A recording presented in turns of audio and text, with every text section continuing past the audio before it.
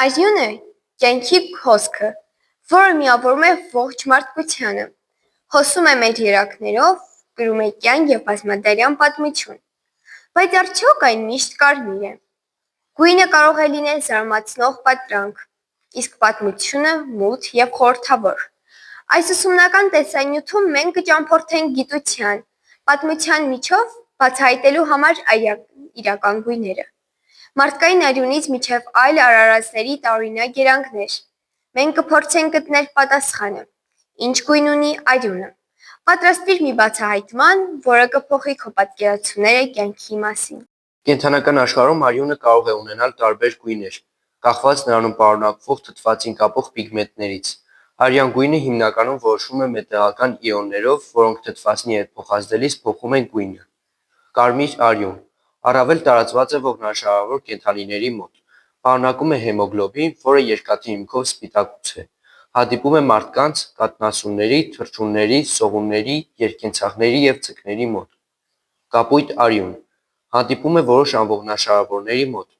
Պարունակում է հեմոցիանին, որը պղնձի հիմքով պիգմենտ է։ Տիպիկ է խեցգետնակերպերին, սարդերին, կարիճներին, ութոտնուկներին և գլխոտանիներին։ Կանաչ արյուն հանդիպում է որդերի և մողեսների մոտ։ Պարունակում է բիլիռուբին, որը հեմոգլոբինի քայքայման արդյունք է։ Տեսանելի է որոշ բնիկ մողեսների մոտ, ինչպիսիք են ժայռային ցեղի որոշ տեսակներ։ Մանուշակագույն արյուն հանդիպում է որոշ ծովային անողնաշարավորների մոտ։ Պարունակում է հեմերիթրին, որը երկաթի հիմքով պիգմենտ է, բայց տարբերվում է հեմոգլոբինից։ Հատուկ է որոշ ծովային որդերի մոտ։ Դեղին արյուն տիպիկ է որոշ միջատներին։ Պարունակում է լիմֆային հեղուկ, որն արյան փոխարեն օգտագործում են նյութափոխանակության համար։ Սև արյուն հազվադեպ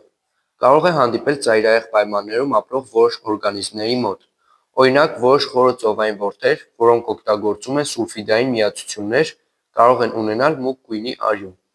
Այսպիսով, արյան գույնը կենդանիների աշխարհում բազմազան է և պայմանավորված է օրգանիզմի կենսաբանական և էվոլյուցիոն առանձնահատկություններով։ Փորձեր, որոնց միջոցով մենք բացահայտեցինք մեր արյան որոշ հատկություններ։ Արյան մանրադիտական պատրաստման պրոցեսը։ Նախ արյունը վերցնում են երակից կամ մատից, բայց մենք վերցրել ենք մատից։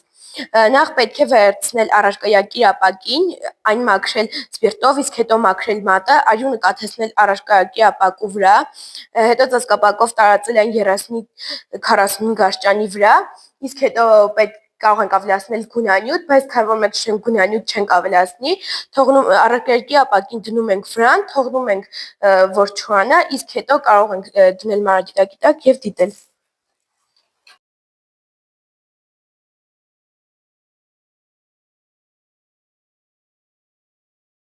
Արյան սահիկների պատրաստումը կարևոր է ոչ միայն կլինիկական պրակտիկաներում, նաև շատ կարևոր է գիտական հետազոտություններում, որոնք վերաբերում են արյան հիվանդություններին, ինչպես նաև իմունային համակարգի, նաև ընդհանուր առողջությանը։ Էրիթրոցիտները զգայուն են տարբեր խտության պաղային լուծույթների նկատմամբ։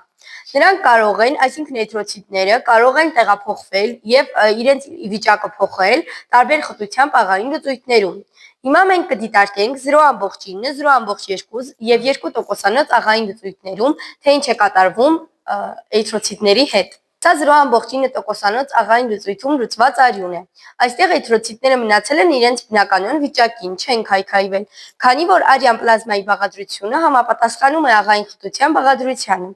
0.2% աղային լուծույթը համարվում է հիպոտոնային լուծույթ։ Երբ էրիթրոցիտները դրվում են այս լուծույթում, ջուրը ներթափանցում է բջիջներ։ Եթե էրիթրոցիտները երկար ժամանակ մնան լուծույթում, կարող են պայթել կամ ենթարկվել հեմոլիզի։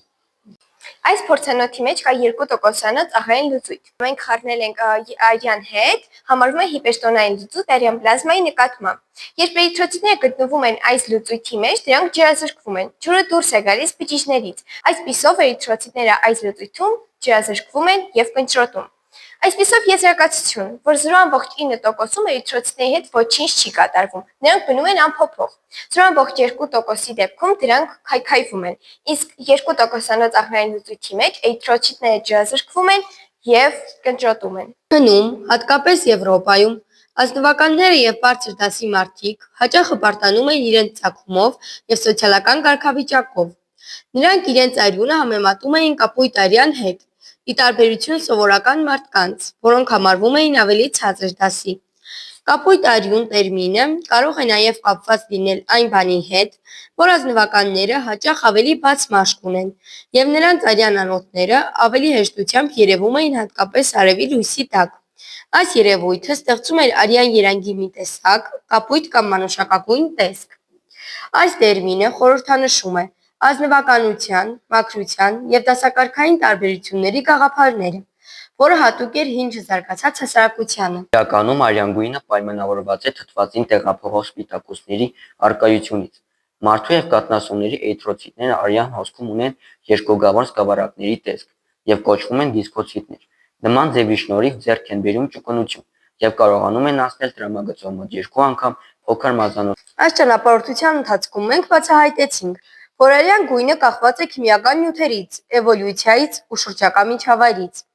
բայց անկախ երանգից այն կրում է միևնույն պատկամը՝ կյանքը շարունակվում է։